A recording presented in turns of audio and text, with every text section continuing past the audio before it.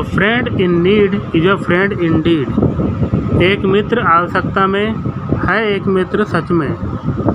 एक फ्रेज होता है, एक तरीके से ये एक प्रोवर्ब भी है, कहावत। इसका मतलब ये होता है कि आवश्यकता में जो दोस्त काम आए ना, वही एक सच्चा मित्र है।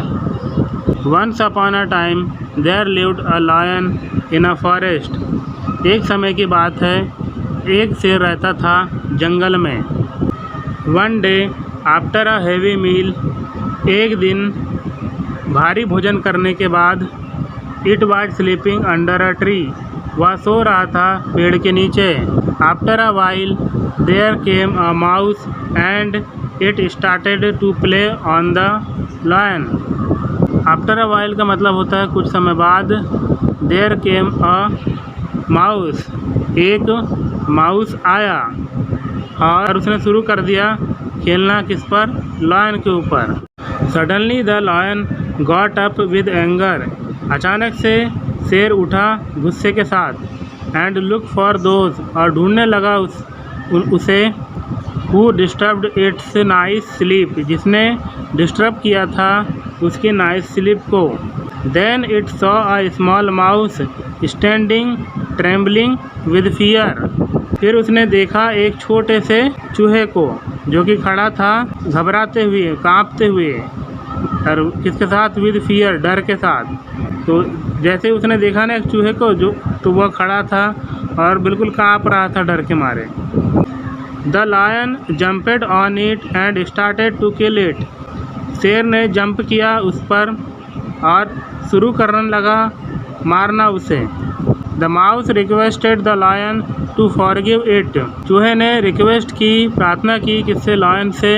टू फॉरगिव, क्षमा करने की उसे, कि उसने प्रार्थना की कि शेर उसे क्षमा कर दे।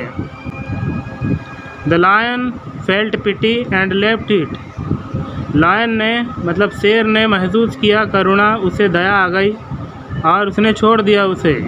The mouse run away. Mouse चूहा जो था वो भाग गया। On another day the lion was caught in a net by a hunter. एक दूसरे दिन शेर पकड़ा गया इन अ नेट, जाल में, और किसके द्वारा? एक हंटर के द्वारा। The mouse came there and cut the net. Mouse आया मतलब चूहा आया वहाँ पर और कट कर दिया किसको? जाल को काट दिया। Thus it इस्केप्ड। इसी कारण से और इसी प्रकार से वह छूट पाया। कौन छूट पाया? शेर, क्योंकि चूहे ने नेट को काट दिया और उसे आज़ाद कर दिया हंटर के जाल से। The mouse and the lion become friends. अब जो माउस है ना, मतलब चूहा, और जो शेर है वे हो गए दोस्त। They lived happily in the forest afterwards.